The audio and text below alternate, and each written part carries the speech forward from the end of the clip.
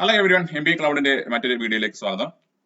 ഇന്ന് നമ്മൾ previous year question paper series continue ആണ്. അതിൽ നമ്മൾ എത്തിയിരിക്കുന്ന കറണ്ട് അഫയേഴ്സിന്റെ പ്രീവിയസ് ഇയർ ക്വസ്റ്റ്യൻസുമായിട്ടാണ്. നിങ്ങൾക്ക് അറിയാവുന്ന പോലെ KMAT എക്സാമിന് 180 ക്വസ്റ്റ്യൻസിൽ 40 ക്വസ്റ്റ്യൻസ് ചോദിക്കുന്ന ഏരിയയാണ് general knowledge and current affairs എന്ന് പറയുന്ന സെക്ഷൻ.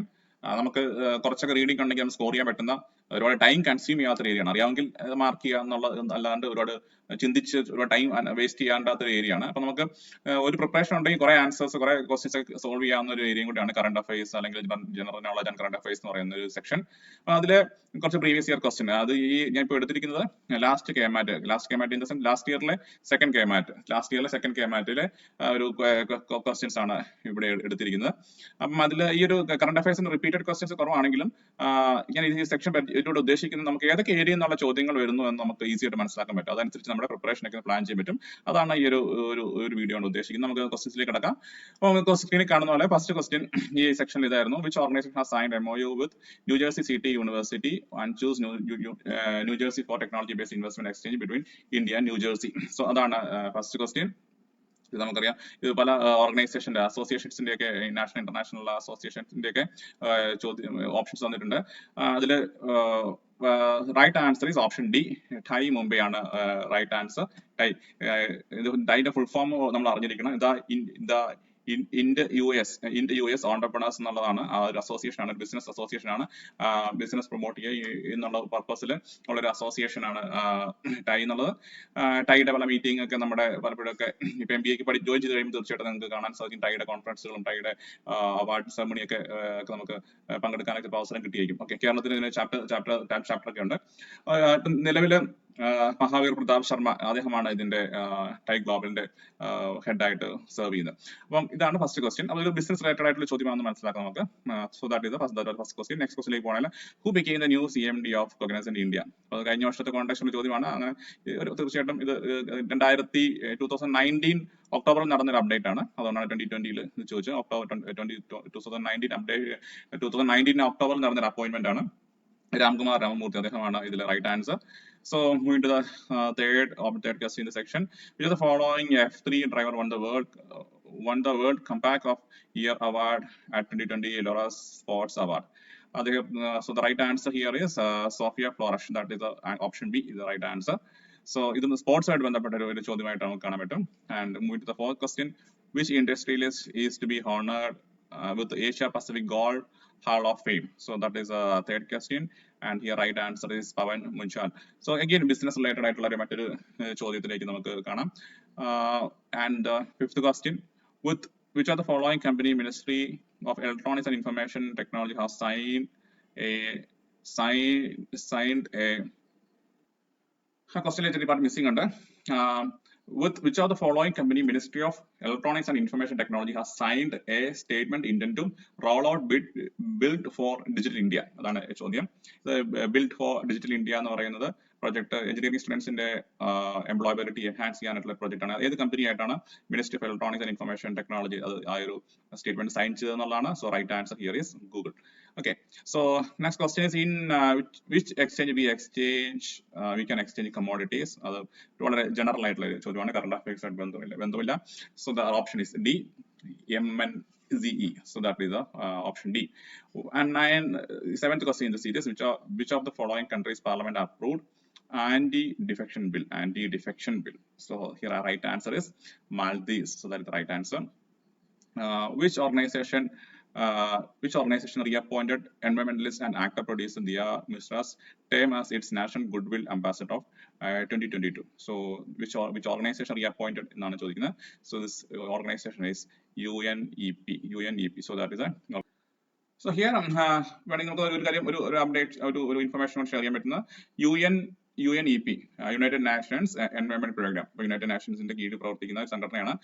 ഒരു എൻവയോൺമെന്റ് റിലേറ്റഡ് ഇഷ്യൂസ് ഹാൻഡിൽ ചെയ്യുന്ന ഒരു സംഘടനയാണ് UNEP.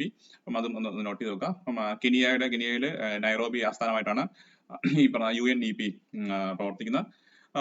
So that is that അതൊരു ഒരു ജനറൽ നോളജ് റിലേറ്റഡ് ആയിട്ടുള്ള ചോദ്യമായിട്ടാണ് നമുക്ക് ജനറൽ നോളജ് ആയിട്ട് റിലേറ്റഡ് ആയിട്ട് ചോദ്യമാണ്. ഇപ്പൊ ഞാൻ പറഞ്ഞ ഇൻഫർമേഷൻ എങ്കിലും ഇപ്പൊ ദിയ മിർസയുടെ കേസ് കണക്ട് ചെയ്ത് വരുവാണെങ്കിൽ അതൊരു 2020 മെയ് മാസത്തിൽ നടന്നൊരു ഈവന്റ് ആണ്. മെയ് മാസമാണ് ഈ റീ അപ്പോയിന്റ്മെന്റ് വന്നത്. അപ്പോൾ നിങ്ങൾക്ക് 2020 മെയ് മാസത്തിൽ വന്നൊരു ഈവന്റ് ആണ്. 2020 ജൂലൈയിലേക്ക് നമ്മുടെ എക്സാം ചോദിച്ചിട്ടുണ്ട്. അപ്പൊ ഏകദേശം ഒരു ചോദിക്കുന്ന ഒരു എത്ര പൊറോട്ട എത്രത്തോളം ഏതൊക്കെ സമയത്ത് ഏതൊക്കെ ഡ്യൂറേഷൻ ചോദിക്കുന്ന നിങ്ങൾക്ക് ഒരു ധാരണ കിട്ടുന്നെന്ന് വിചാരിക്കുന്നു. നെക്സ്റ്റ് ഒരു 9ാമത്തെ ക്വസ്റ്റിലേക്ക് വരാണ്. Which city has been named world book capital four 2020? കഴിഞ്ഞ വർഷത്തെ ഇൻഫർമേഷൻ ആണ്. Answer is Kuala Lumpur. What is the name of mascot for 4th Asia Para Games at Hangzhou, China in October 2022? Upcoming event ആണ്.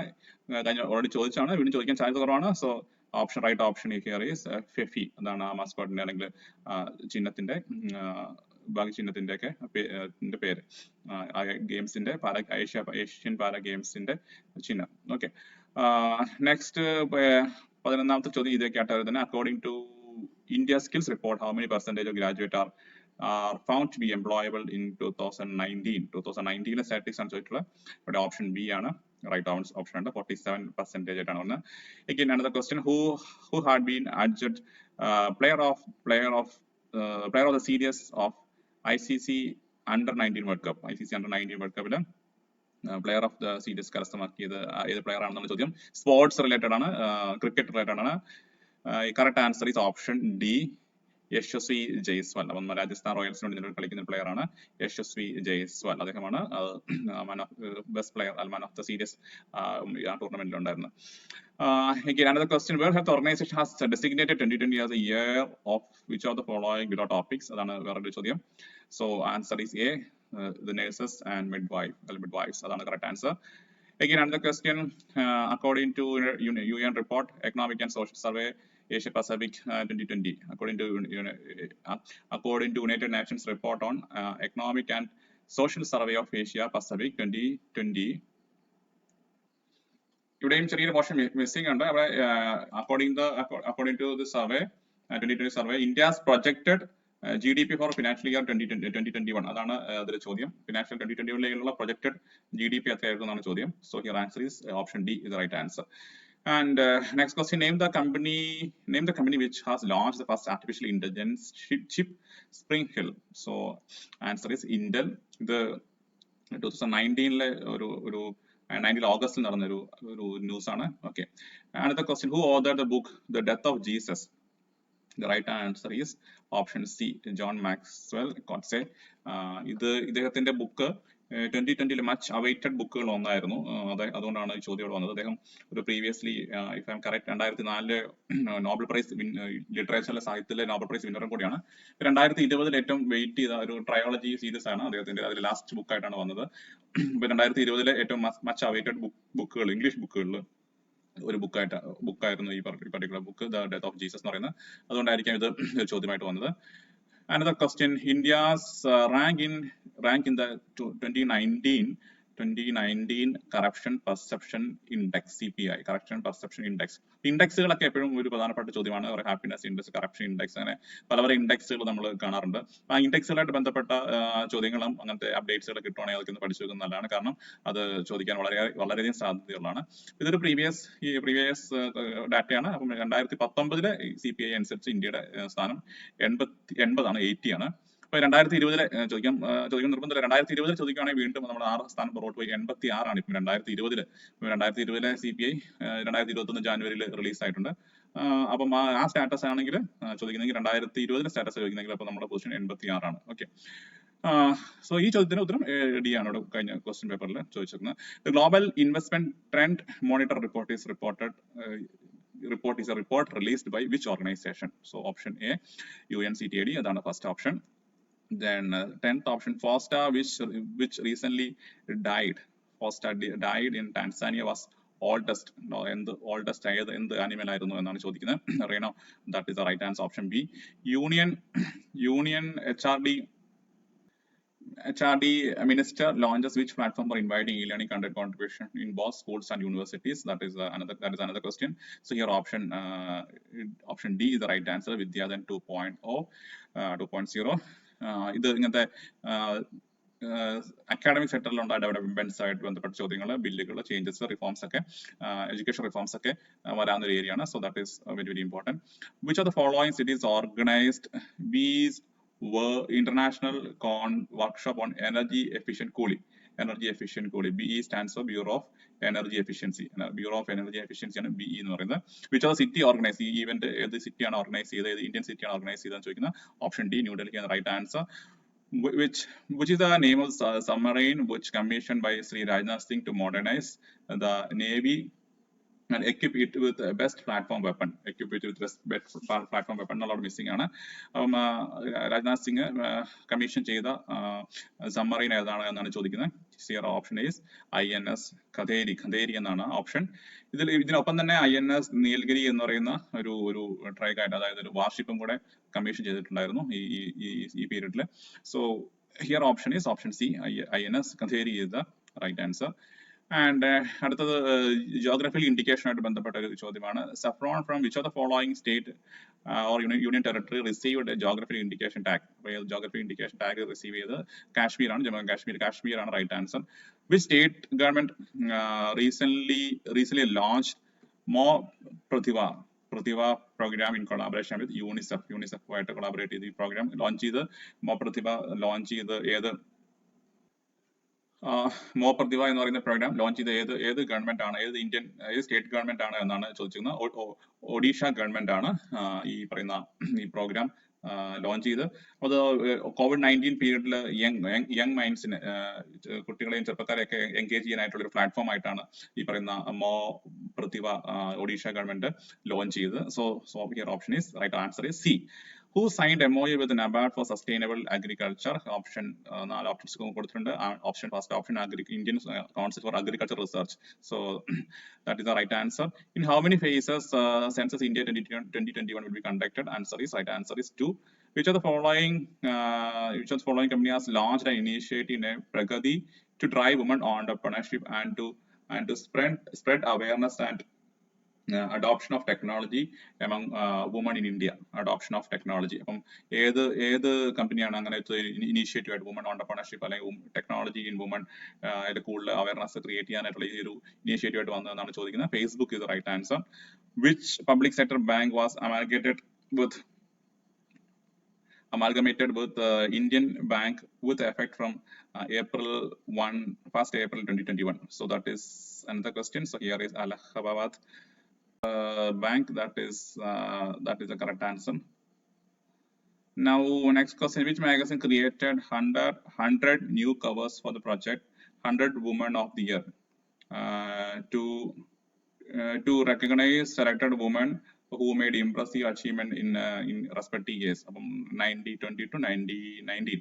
From 1920 മുതൽ 1990 വരെ, 1920 മുതൽ 2019 വരെ, അതായത് 1920 മുതൽ 2019 വരെ 100 വർഷത്തേക്ക് ഓരോ വർഷത്തിലും വളരെ ഇംപ്രസീവ് ആയിട്ടുള്ള അച്ചീവ്മെന്റ് നേടിയ വുമനെ ലിസ്റ്റ് ചെയ്തുകൊണ്ട് ഒരു കവർ അല്ലെങ്കിൽ ഒരു project 100 woman of the year ഏത് മാഗസിൻ ആണ് എന്നുള്ളതാണ്.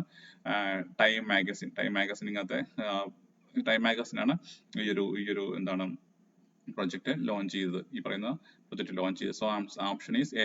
Kerala government Sukrutham programme is related to. Kerala ഗവൺമെന്റിന്റെ Sukrutham programme is related to option A, free cancer treatment.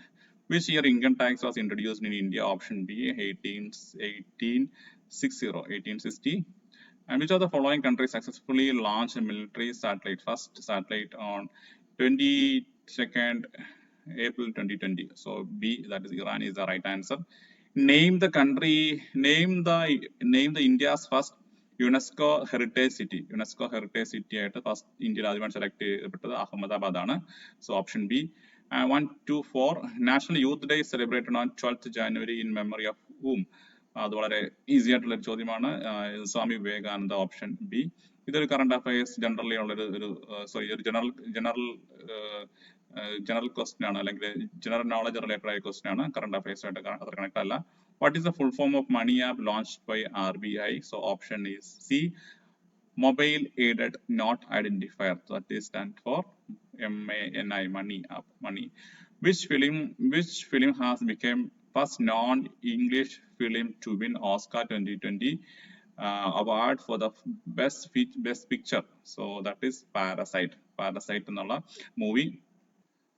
Parasite movie നമ്മൾ പലതും കണ്ടിട്ടുണ്ടാവും, സൗത്ത് കൊറിയൻ മൂവിയായ പാരസൈറ്റ്. അപ്പം ഈ വർഷം അപ്പം ഓസ്കാർ 2020 ആയിട്ട് ചോദ്യങ്ങൾ ഉണ്ടാകത്തില്ല, പകരം ഓസ്കാർ 2021 93rd അക്കാഡമി അവാർഡ്സുമായിട്ട് ബന്ധപ്പെട്ട ചോദ്യങ്ങൾ നമുക്ക് പ്രതീക്ഷിക്കാം.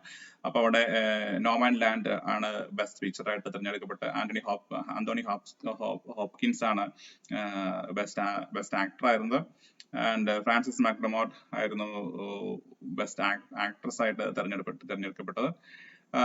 സോ ഇങ്ങനത്തെ ചോദ്യങ്ങൾ ഇപ്പം ഓസ്കാർ 2021 ബന്ധപ്പെട്ട ചോദ്യങ്ങൾ നമുക്ക് ഈ അപ്കമിങ് കേമാറ്റിന് ഒരുപക്ഷെ പ്രതീക്ഷിക്കാം. ഓക്കെ, പ്രവാസി ഭാരതീയ കേന്ദ്ര has been renamed after which late union minister? Okay, that is the another question. Arun Jaitley the right answer. KIIFB stands for ഒരുപാട് ന്യൂസുകളൊക്കെ ഉണ്ടായിരുന്ന ഒരു സംഭവമായിരുന്നു കിഫ്ബി.